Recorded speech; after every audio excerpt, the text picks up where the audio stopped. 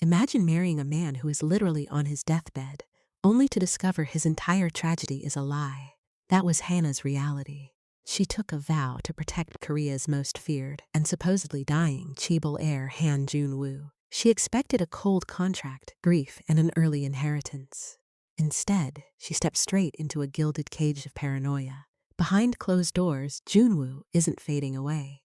He is perfectly healthy, completely detached, and using their marriage as bait to catch a killer hiding inside his own family. But as the psychological warfare turns deadly, the fake smiles in front of the flashing cameras start turning into something terrifyingly real. Now, the dangerous game they're playing might just cost them their lives, or the first real love either of them has ever known. The story truly begins in Seoul, under a sheet of relentless, heavy rain. Inside the chaotic emergency room, Hana is soaked in sweat and adrenaline, her hands pressing down on the chest of a critically injured child. Around her, the world is fracturing. Hospital administrators are shouting, ordering her to abandon the boy, to treat a powerful politician's grandson who just walked through the door. At that exact moment, the overhead TV screens flash with breaking news. Han Joon-Woo, the legendary heir of Daesung Group, has collapsed. The hospital erupts into a panic as staff rush upstairs to prepare for the billionaire's arrival. But Hana doesn't move. She blocks out the noise, the threats of suspension, and the career-ending lawsuits. She chooses the dying child over wealthy privilege, fighting fiercely until the boy's pulse stabilizes. She has no idea that through the rain-streaked ICU glass, a mysterious man in a long black coat is silently watching her, calm, unmoving. It wasn't a medical emergency that brought Han Joon-Woo to this hospital. It was a test. The collapse was staged, and Hana just passed the only exam that mattered. For the first time in his life, Joon-Woo witnessed someone choose morality over fear and power, and he desperately needs someone he cannot buy. Inside the golden walls of Daesung Group, the sharks are circling. Shareholders are panicking, board members are plotting his removal, and Joon-Woo has just uncovered chilling evidence of internal surveillance and a slow poisoning attempt from within his own bloodline.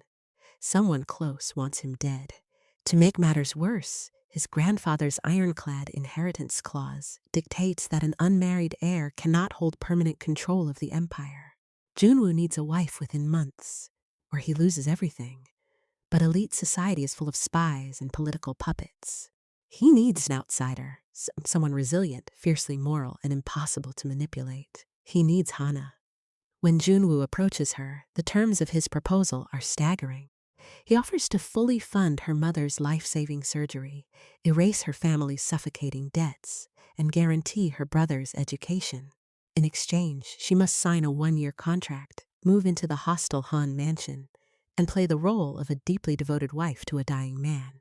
Hana's pride forces her to refuse initially. She won't be a pawn in a rich man's game.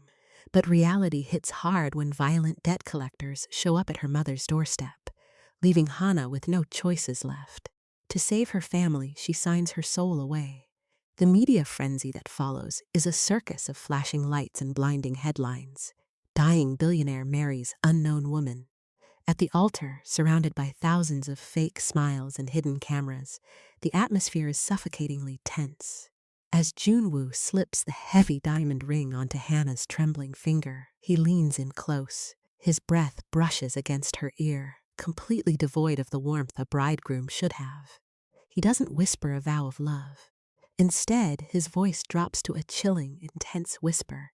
From this moment forward, trust nobody in my family. The heavy iron gates of the Han mansion close behind Hana, locking her inside a world of suffocating luxury. Instantly, the psychological tension settles into her bones. The staff move like ghosts, speaking in hushed, terrified whispers, their eyes constantly darting toward the hidden security cameras tracking every movement. Joon-Woo's stepmother, Seo Ye-rin, welcomes Hana with a smile that is far too warm, a mask of perfect politeness, covering a sharp undercurrent of hostility. Beside her stands the younger half-brother, Do-yeon, appearing entirely harmless and shy. Yet, Hana can feel the weight of constant, calculating observation. This isn't a home. It's a golden cage where a single wrong word could be fatal. But as the days blur together, Hana begins to see through the terrifying armor of her fake husband. Behind the closed doors of his private quarters, the cold, ruthless billionaire vanishes. She starts noticing the quiet contradictions. She discovers that Joon-Woo secretly covers the medical bills of his lowest paid staff. She hears his restless footsteps through the walls, realizing he suffers from agonizing, chronic insomnia. One evening, she spots him quietly standing alone in his late grandfather's empty office, holding a faded childhood photograph. When a brief power flicker causes the mansion elevator to stall, Hana witnesses his breath catch, his chest heaving in a sudden, sharp wave of panic. Beneath the calculated ice, Han Joon-Woo is drowning in a profound, devastating loneliness. Refusing to be a passive pawn, Hana's medical training kicks in. She starts analyzing the mansion's erratic patterns. She spots glaring accounting inconsistencies in the household ledgers, notices deleted surveillance logs from the nights Joon-Woo choked on his breath, and maps out the staff's abruptly changing schedules. During tense family dinners, she decodes the veiled threats hidden within Yiren's elegant small talk. Instead of hiding, Hana brings these anomalies directly to Joon-Woo. Her sharp eyes become his greatest asset, forcing him to trust her raw observations more than his own compromised security team. The distance between them begins to melt in the quietest hours. When a severe panic attack leaves Joon-Woo gasping for air on his bedroom floor, Hana doesn't call his doctors. She simply sits beside him, anchoring his trembling hands with her steady, warm grip until his breathing slows. Days later, the cold kitchen becomes a sanctuary, where they share late-night ramen, stripping away their heavy titles. The fake affection they display for the flashing paparazzi starts bleeding into reality, culminating in the breathtaking moment Joon-Woo genuinely smiles at her for the first time in years. When a sudden media scandal threatens to dismantle his reputation, Hana steps fiercely before the microphones, defending his honor with an intensity that leaves Joon-Woo utterly defenseless against his growing feelings. Then, the danger escalates. Hana returns to her room to find her belongings ransacked, discovering a microscopic camera hidden inside her light fixture. The next morning, the maid who usually cleaned her corridor vanishes without a trace. Joon-Woo's eyes darken with a terrifying realization. The enemy feels threatened by Hana. She is disrupting their grand design, making her a target. Driven by a desperate need to protect him, Hana digs deeper into his private medical files. But what she uncovers shatters her world entirely. The classified records reveal a horrifying truth. Joon-Woo is not dying. There is no terminal disease. The heavy medications he takes are carefully controlled drugs designed to induce synthetic symptoms, tremors, exhaustion, and physical deterioration. The entire tragedy was a meticulously staged lie. The confrontations inside his study is violent and laced with betrayal. Hana throws the medical files at his chest, her voice cracking with pure rage. Corners cut, his defenses collapse, and Joon-Woo finally confesses. The illness was fabricated to secure his succession, and he brought her in as a strategic disruption, fully knowing the traitor would target her next. He looks at her, his eyes wild with raw conflict, and delivers the devastating line that breaks her heart completely. "You were supposed to be temporary." Tears burn Hana's eyes as the emotional explosion tears through her. She is ruined, not because she was used, but because in the middle of all his dangerous lies, she had actually fallen in love with him. Heartbroken and carrying the heavy weight of his betrayal, Hana leaves the mansion. She flees back to her ordinary world, needing distance from the man who used her heart as a tactical weapon. But her departure triggers an instant, chaotic chain reaction. The media explodes with blinding headlines. Marriage crisis inside Daesung family. Sensing blood in the water, the hostel's board of directors moves aggressively to strip Joon-Woo of his power. Deprived of his shield, his enemies begin closing in from every side, pushing the billionaire to the absolute brink. Then, the psychological warfare turns bloody. Driving down a steep, rain-slicked road, Hana presses her foot against the brake pedal. Nothing happens. The car accelerates wildly out of control, tires screeching against the asphalt until the vehicle smashes violently into a concrete barrier. News of the crash shatters Joon-Woo's cold exterior completely. For the first time in his life, the ruthless billionaire loses absolute emotional control. He races to the hospital, tearing through the corridors like a madman. Finding Hana bruised but alive in the ER, his legendary composure collapses. Sitting tightly by her bedside, his hands shake uncontrollably as he clutches hers. His voice breaks into a ragged, desperate whisper as he confesses, "I thought I could control this war until they came for you." As Hana recovers in the quiet hospital room, watching his trembling frame, a profound realization washes over her. She looks past his deception and understands something critical. Joon-Woo manipulates every situation because he genuinely does not know how to trust safely.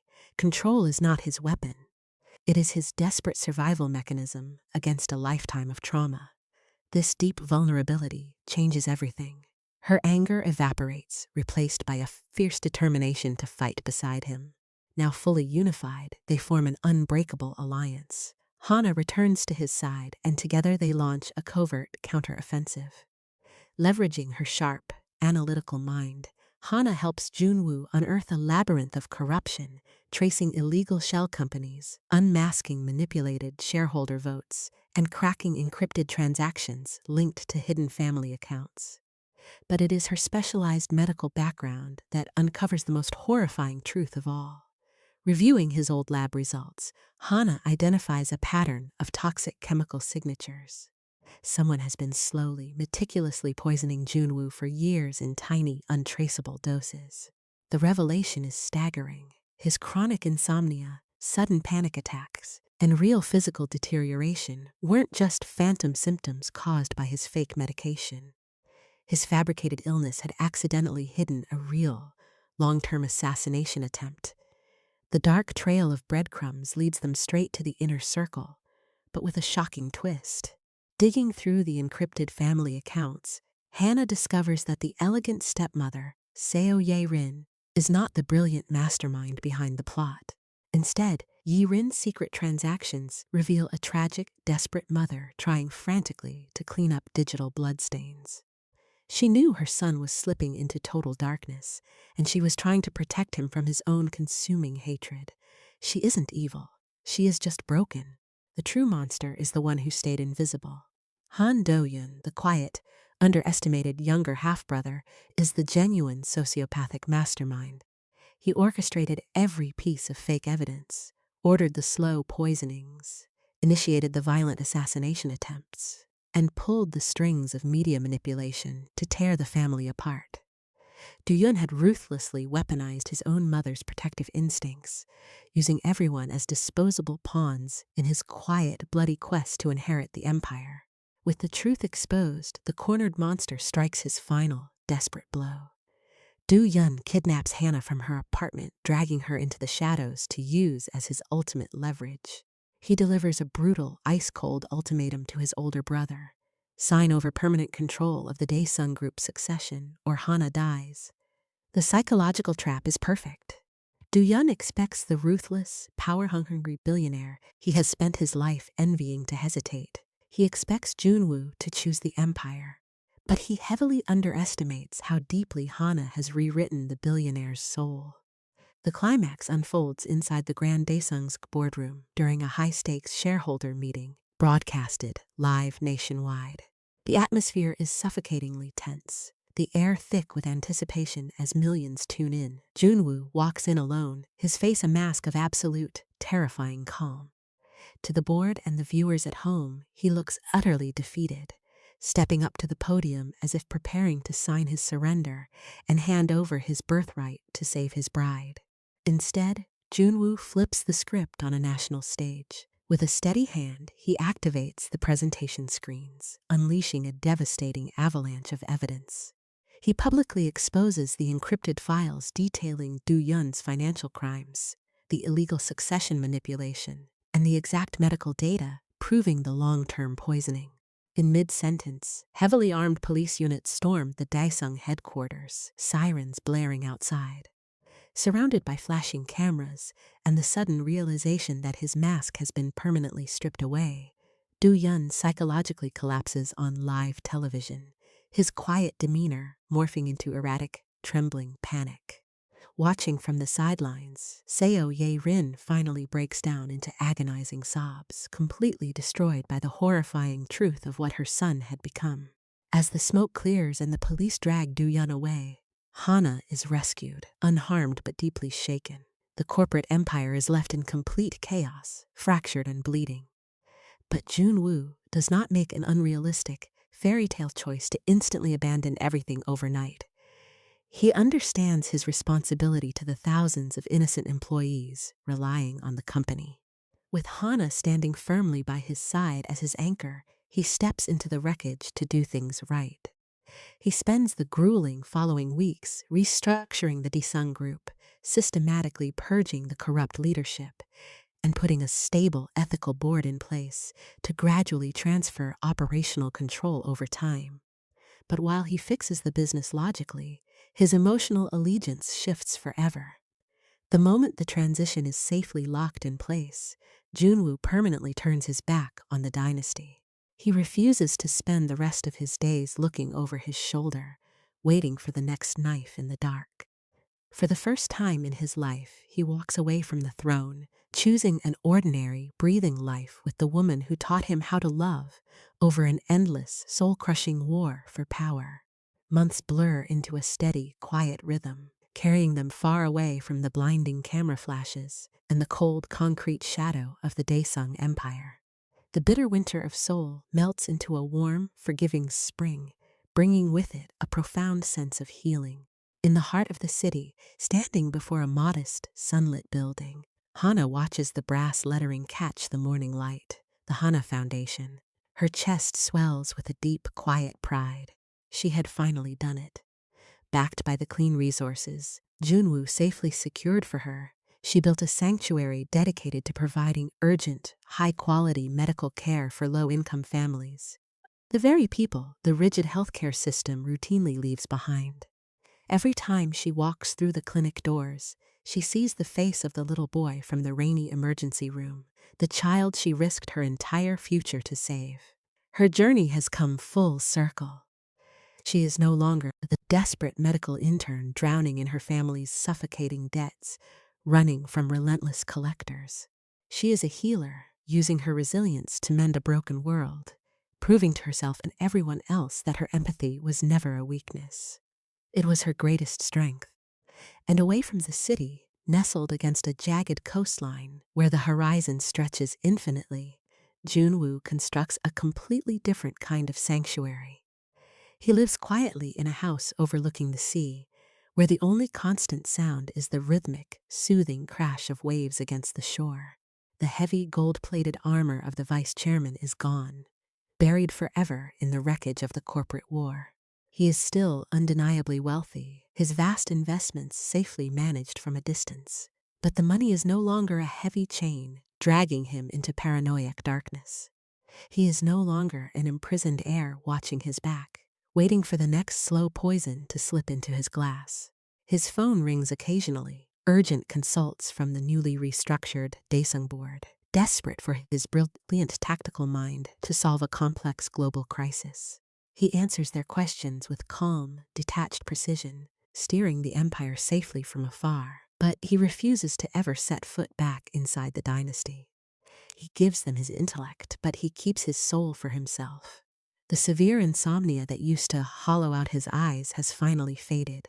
In the quiet of the coast, his breathing is deep, steady, and unbothered by panic. The final scene unfolds on a golden, late afternoon.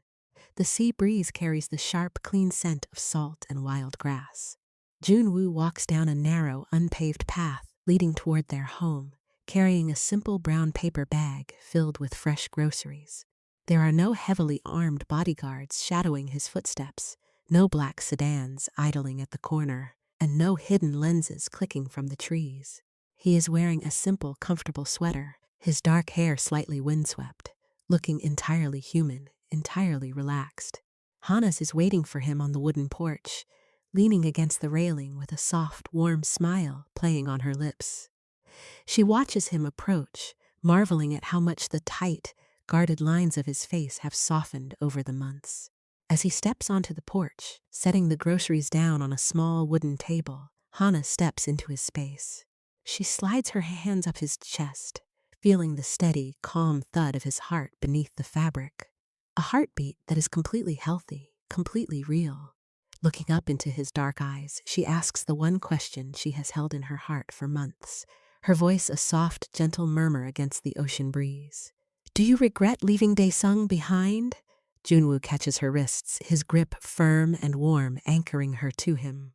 The man who once trusted only systems and strategic control looks down at his wife, his gaze completely open, stripped of every defensive wall he had spent a lifetime building. He pulls her flush against his chest, burying his face into her hair, inhaling the comforting, familiar scent of her.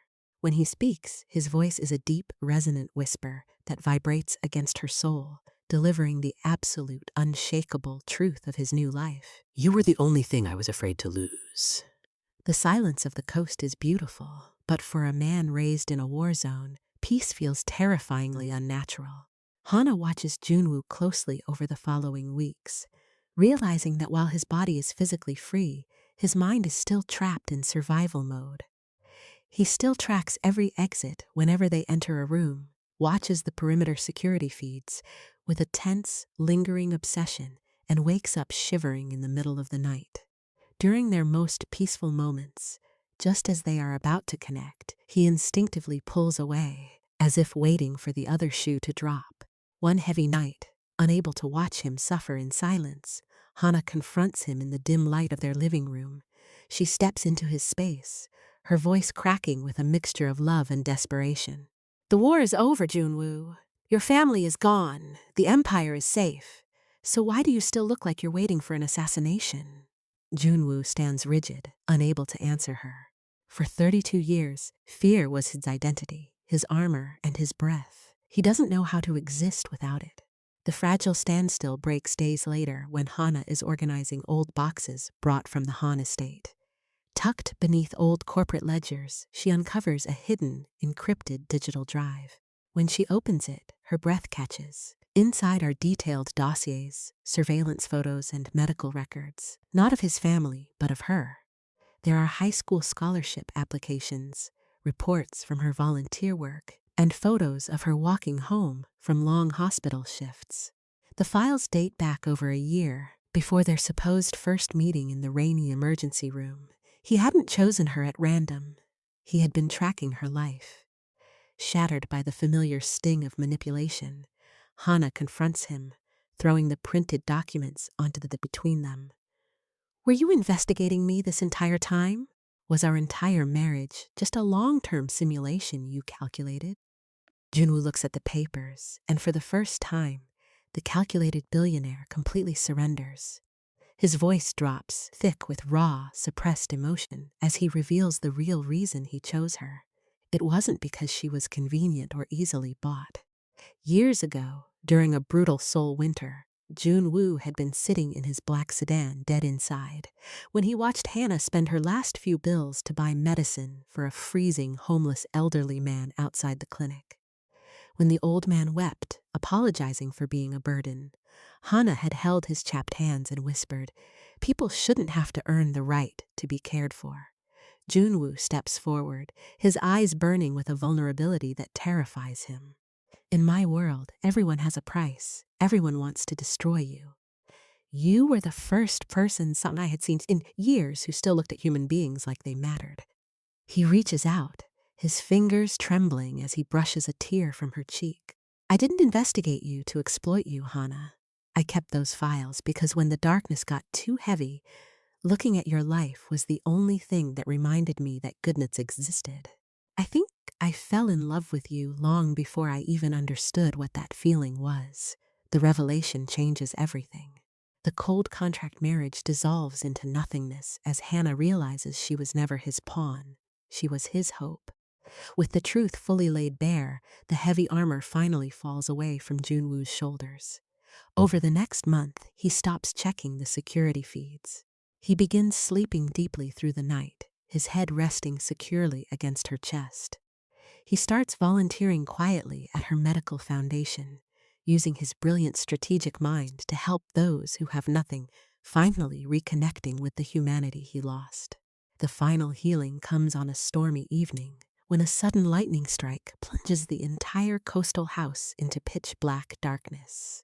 The old Joon-Woo would have collapsed into an immediate, suffocating panic attack, searching for enemies in the dark. Instead, he simply lights a single candle and sits close beside Hana on the floor, listening to the rain beat against the glass. No surveillance screens, no control, just beautiful silence. He looks at her face in the warm, flickering glow, a peaceful smile touching his lips. "I used to think power was the only thing keeping me alive," he whispers softly, pulling her into his arms. "But it was always you."